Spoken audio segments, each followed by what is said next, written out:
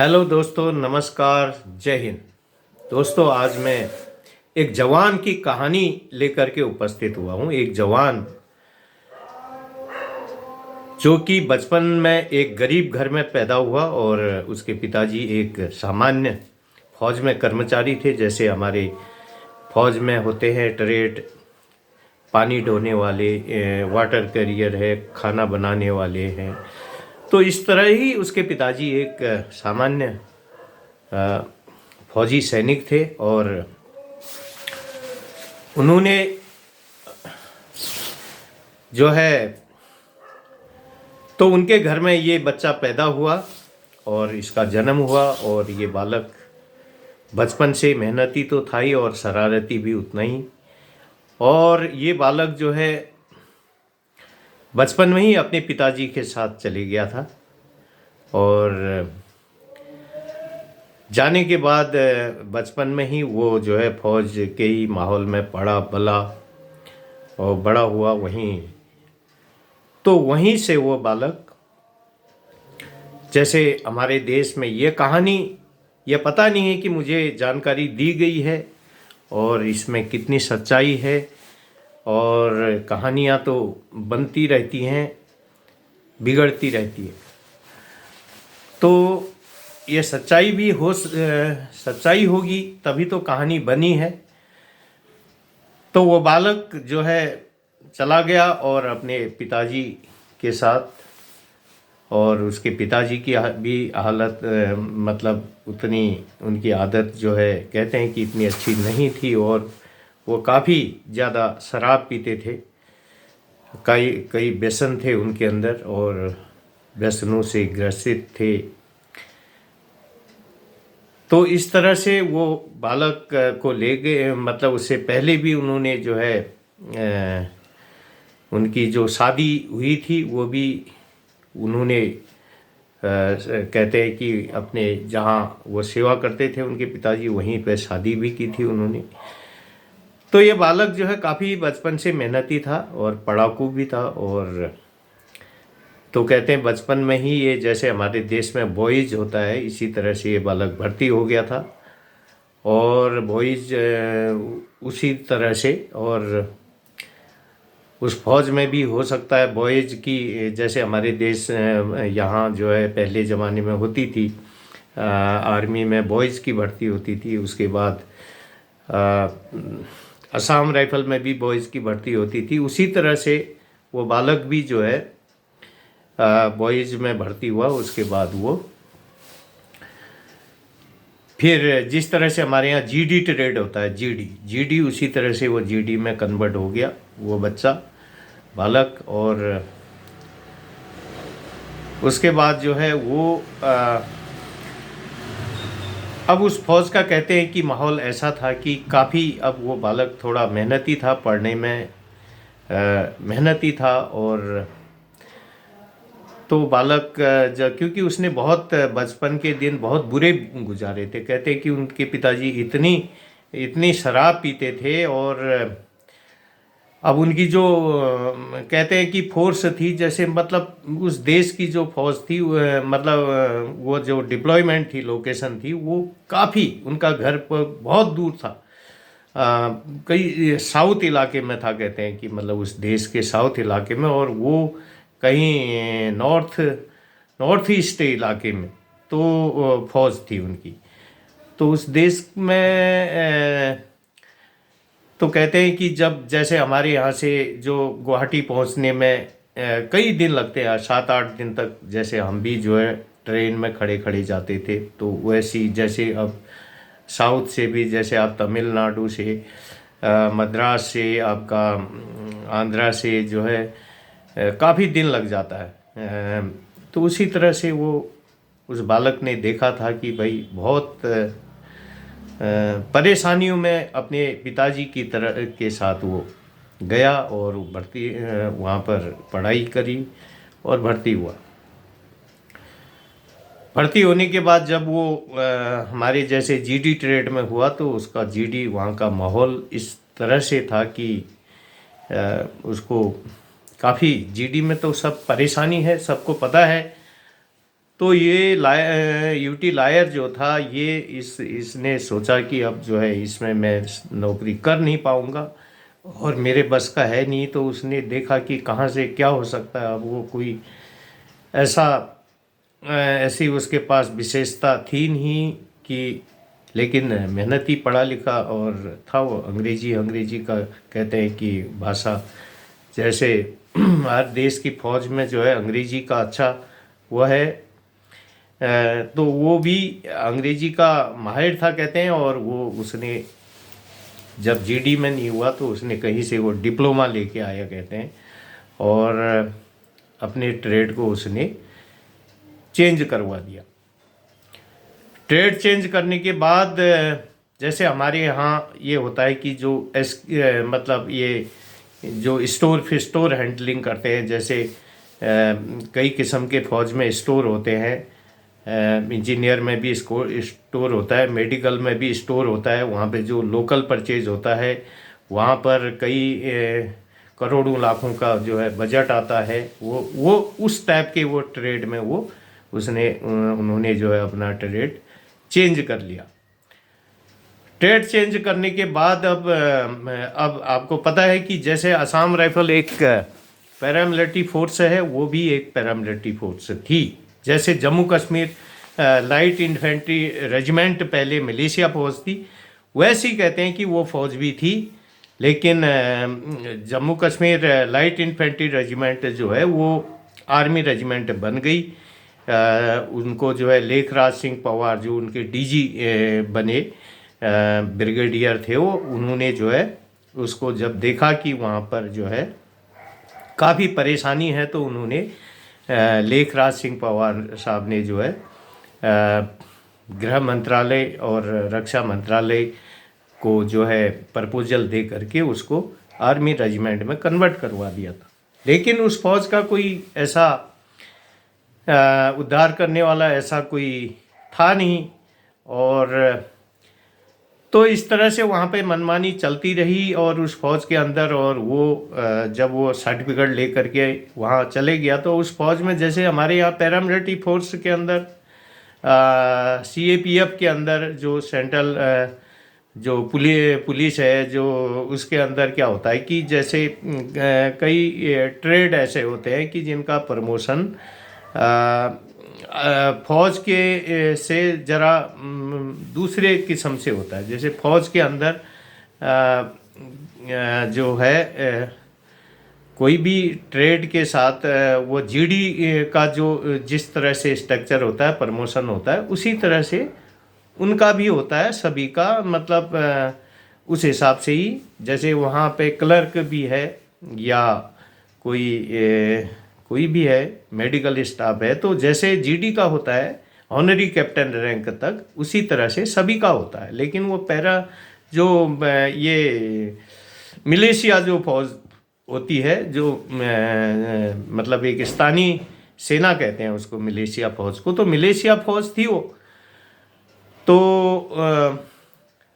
अब वो जो है उसको ये अनबन होगी कि मैंने अपना ट्रेड चेंज तो कर लिया, लेकिन जो डिप्लोमा ले लूँ करके कहीं से। लेकिन अब वो उन्होंने देखा कि दूसरी जो मलेशिया फौज है, उसमें तो जो मेरा ट्रेड में चेंज हुआ है, जो भी वो लोकल परचेज वाला वो ट्रेड था, जैसे हमारे यहाँ होता है फार्मासिस्ट, ये SKT होता है, फार्मासिस्ट होता है। तो उन्होंने देखा कि वहाँ पर तो उन्हें प्रमोशन मिल नहीं रहा है, तो उन्होंने ये करना चाहिए था कि अपना जो है ट्रेड के लिए प्रपोजल पास करवाना चाहिए था कि भाई, जब वो ड्यूल कमांड वाली फौज थी, जैसे मलेशिया फौज ड्यूल कमांड वाली फौज थी, वैसी असम राइफल ड्यूल कमांड, वैसी वो फौज भी ड्यूल कमांड फौज थी। मतलब इन्फेंट्री रेजिमेंट, इन्फेंट्री का जो ऑपरेशन कमांड था, और उनके जो होम मिनिस्ट्री का जो है वहाँ पे एडमिनिस्ट्रेशन कमांड था।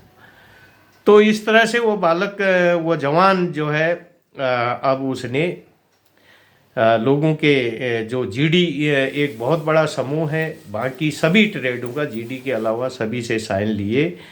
कुछ लोगों ने करे, कुछ ने नहीं करे कहते हैं कि, और उसने ऐसा प्रपोजल दे दिया पूरी फौज का कि असम राइफल को नहीं, उस फौज को, असम राइफल का की भी कहानी थोड़ा बहुत तो मिल सकती है इससे, लेकिन तो अब वो जो है वहाँ पर जब प्रपोजल दिया गया तो कहते हैं कि उसी के गांव के कोई उनके डीजी थे और उन्होंने उसको आगे बढ़ा करके उसको उस फौज को जिसको पहले जो है मलेशिया तो थी वो, लेकिन उसको जैसे पूरी वहाँ की जो आर्मी मिलिट्री आर्मी होती है उसी की तरह से पहले फैसिलिटी मिल रही थी सारे, लेकिन कुछ के साथ तुष्टिकरण हुआ था, कुछ ट्रेडों के साथ, लेकिन उसका प्रपोजल पास कराना चाहिए था, उनके जो सही उनको प्रमोशन दिया जाना चाहिए, लेकिन ऐसा नहीं हुआ। वो पूरी फौज का कहते हैं कि डिग्रेडेशन हो गया, और वो उसके बल पर उन साइन लेने के बाद कुछ लोगों के, और उन्होंने जो है उस फौज को मलेशिया फौज बना दिया, जो कि जिसको पूरी सुविधा जो है मतलब वो कहते हैं कि वहाँ के 5-10 रुपए के अंतर से जो है वहाँ की मिलिट्री आर्मी की तरह ही उनको सुविधा मिल रही थी, लेकिन उस ट्रेड चेंज वो जो डिप्लोमा लेके आए उसकी वजह से वो पूरी फौज जो है मलेशिया फौज बन गई, और वहाँ से फिर आर्मी मिलिट्री की सारी फैसिलिटी बंद हो गई। जो वहाँ पर जैसे हमारे यहाँ पर ऑनरी कैप्टन रैंक तक होता था, लेकिन वो भी बंद हो गया, और उसी तरह से और 20 साल में जैसे हमारे यहाँ पर योग्य आदमी जेसीओ रैंक हो जाता था, वो सब बंद हो गया, और वो फौज एक ऐसी फौज हो गई कि 20 साल तक, जबकि वहाँ पर मिलिट्री ऑपरेशन कंट्रोल था, और आर्मी मिलिट्री का जैसे हमारे यहाँ MOD ऑपरेशन, उसके वहाँ पर भी जो है पूरा 20 साल तक लोगों का प्रमोशन, 22-23 साल तक एक प्रमोशन नहीं होता था। कोई भी फौज ऐसी नहीं थी कि कुछ ही फौज ऐसी थी कि जो जहाँ पर इस तरह का सिस्टम था कि MOD मतलब आर्मी की ऑपरेशनल कमांड हो, और वहाँ पर जो है उनके लिए सुविधा जो है दूसरे मंत्रालय से दी जा रही हो, और जहाँ पर उनके साथ बहुत ही जो कई ट्रेड वर्गों के साथ, कई ऑफिसर वर्ग के साथ जो तुष्टिकरण हो रहा था, जो अन्याय हो रहा था, प्रमोशन संबंधित, पे संबंधित, सुविधाओं संबंधित, भूतपूर्व सैनिक सुविधा सहित, तो ये चलता रहा। और कुछ समय के बाद उनको भी जो ये डिप्लोमा लेकर के आए थे, जिनका ट्रेड GD से इसमें हुआ था, और वो भी डायरेक्ट उनका प्रमोशन, जैसे वहाँ की जो मलेशिया बाकी जो सेंट्रल पुलिस फोर्स थी उनकी तरह उनका प्रमोशन होने लगा। और उस जो यूटी जिसने, वो कहते हैं कि उसने हैंगर स्ट्राइक भी करवाई थी, और वहाँ पर बहुत बड़ा, जब उसको कहा गया कि जो है कि आपको जो है हवलदार नहीं मिल सकता है, इसमें जो है ये एक आर्मी ऑपरेशनल कमांडेड फोर्स है, तो वहाँ पर हैंगर स्ट्राइक कर दी गई। कहते हैं कि उसके बाद उन लोगों को जो भी ये डिप्लोमा लेके आए थे, और हालांकि हम ये नहीं जानते कि उन्होंने पढ़ाई करी या कैसे वो डिप्लोमा लिया, और वो उस दवाई के स्टोर में जो ट्रेड होता है, वो ट्रेड में वो बहुत सारे और भी, कोई इंजीनियर का ट्रेड में है, कोई कई किस्म के लोग थे, और उसमें जो है वो ट्रेड बन गया। और बहुत अच्छी बात है, जो क्वालिफाइड लोग हैं और जो पढ़े लिखे मेहनती लोग हैं उनके साथ वो जो है, लेकिन जो एक बहुत बड़े वर्ग जीडी हमारे जैसे फौज में जैसे हुआ nursing nursing assistant, GD, signal और कई और ट्रेड, सपोज ऑफिसर वर्ग है। उसके बाद सभी के साथ मतलब एक किस्म से उसमें हानि हुई और सुविधाओं की संबंधित एक स्टेटस चले गया। जो फौज एक एमओडी रेजिमेंट बननी चाहिए थी, वो वहाँ की कहते हैं कि वो फौज जो है एक स्टेट पुलिस की तरह उसको जो है सुविधा दिए जाने लगी। तो उसके बाद वो बंदा काफ़ी कहते हैं कि काफ़ी उन्होंने वहाँ पर पढ़ाई वढ़ाई करी और कई किस्म की डिप्लोमा लिए, डिग्रियाँ ली और आगे बढ़े। उसके बाद वो रिटायर हुए और वॉलंटरी रिटायरमेंट पेंशन, आराम की नौकरी के बावजूद भी वो वॉलंटरी रिटायरमेंट आए।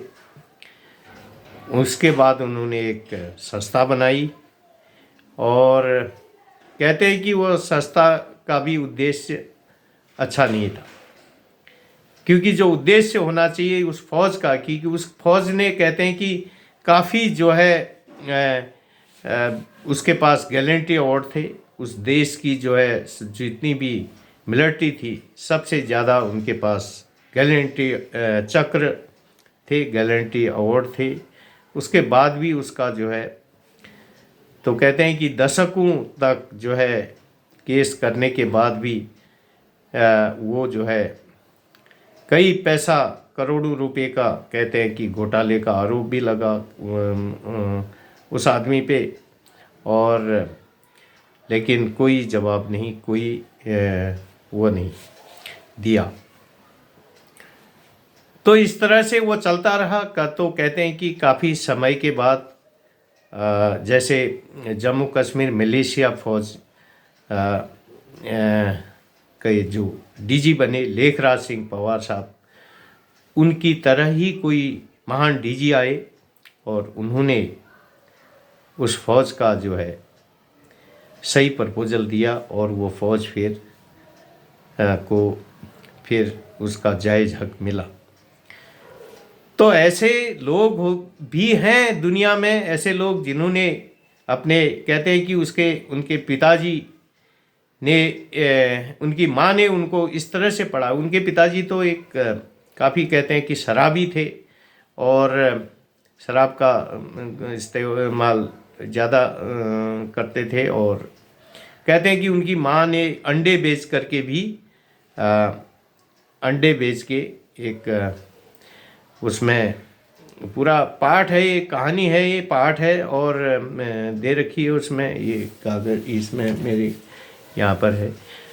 तो कहते हैं कि अंडे बेच करके उस बच्चे को पढ़ाया कि एक दिन ये बच्चा देश के लिए, अपनी फोर्स के लिए कुछ करेगा, अपनी माँ के लिए कुछ करेगा। लेकिन ढाक के वही 3 पात कुछ नहीं हुआ, और कहते हैं कि उसने अपना भला तो कर दिया लेकिन धन भले ही, कहते हैं कि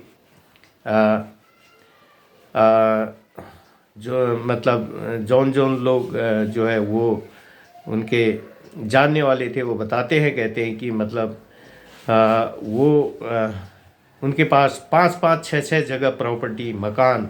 अब एक जवान जिसके पिताजी एक वो जो है यूटी लायर नाम का वही जवान जिसके पिताजी एक गरीब हालत में थे और उन्होंने और उनकी माँ भी जो है एक हाउसवाइफ थी, और कहते हैं कि उनकी पत्नी बहुत मेहनती थी। उन जवान जो थे वो यूटी लायर नाम के जो व्यक्ति, लेकिन उनकी मौत हो गई। उनको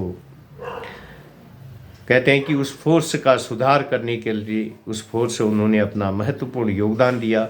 वह एक भगवान एक देवी समान थी, लेकिन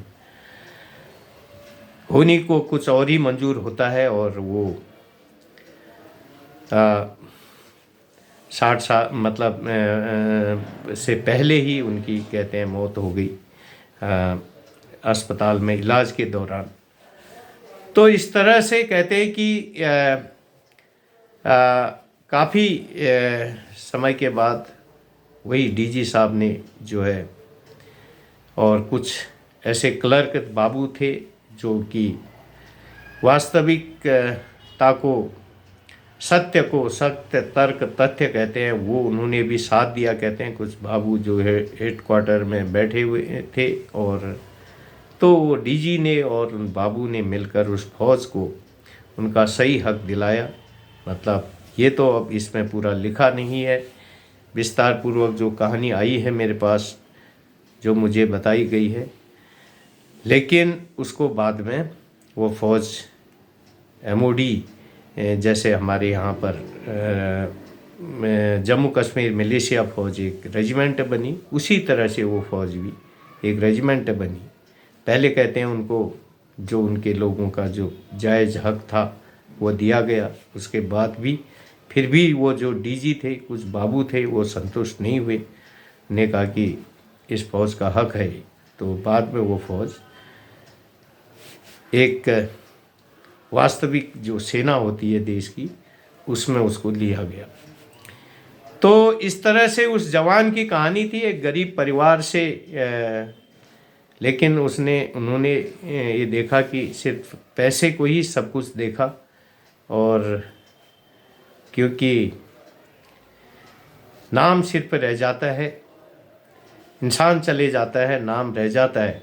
जो आदमी सही, ईमानदारी पूर्वक, सच्चाई पूर्वक और तर्क तथ्य के साथ जायज़ नाजायज़ को देखता है, समझता है, वो जो है पैसे से बड़ा अपने नाम को महत्व देता है, अपनी ख्याति को महत्व देता है, अपनी प्रसिद्धि को महत्व देता है। तो ये थी एक जवान की कहानी। आपको कैसी लगी? और कमेंट्स बॉक्स में ज़रूर लिखें। और ये इसको आगे हम मिलते हैं अगली वीडियो में।